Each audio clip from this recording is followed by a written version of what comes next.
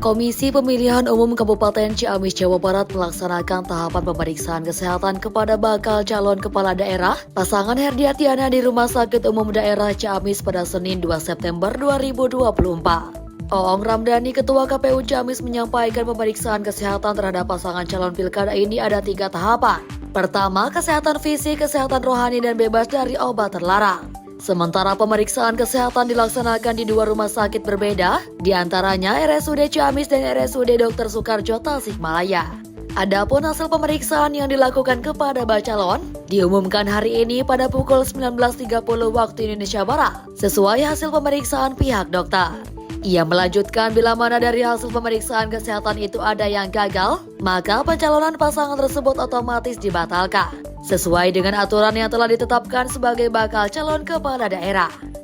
Kebetulan sekarang lagi berjalan proses pemeriksaan kesehatan, di mana poin pentingnya yang pertama adalah kesehatan fisik, kemudian kesehatan rohani atau kesehatan jiwa, kemudian yang ketiga adalah bebas narkoba. Intinya itu hanya 3, pengembangan item per itemnya nanti dijelaskan oleh tim dokter dari Rumah Sakit Umum Kabupaten Ciamis.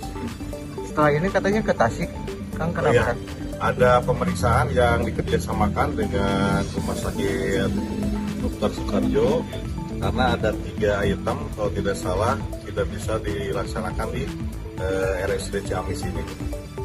Oke, hasilnya sudah ada hasil sementara? Untuk hasilnya nanti malam diperkirakan jam 19.30. Jadi semua setelah melakukan pemeriksaan, kemudian penilaian, kemudian nanti pleno, kemudian kami menerima hasil dari pemeriksaan. Intinya nanti hasil pemeriksaan itu apakah si calon ini mampu atau tidak melaksanakan ketika nanti menjabat sebagai Bupati dan Wakil Bupati Ciamis. Bila mana ada kurang dari kesehatan itu ada gagal atau seperti apa? Sekuensinya apa sih?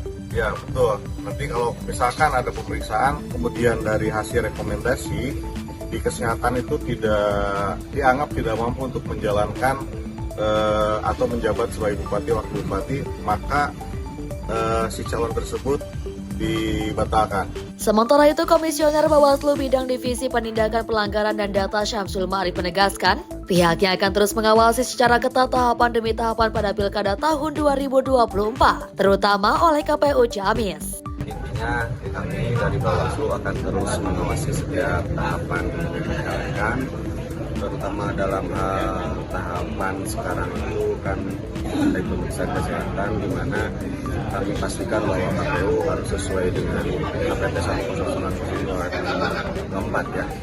Jadi intinya KPU menjalankan pemeriksaan kesehatan ini harus sesuai teknis yang ada, regulasi yang ada, dan kami pastikan bahwa pemeriksaan kesehatan ini akan berlanjutkan terkait proses pemenuhan administrasi pada tahapan berikutnya.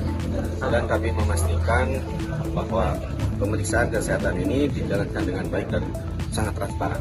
Fahmi, Harapan Rakyat, Ciamis.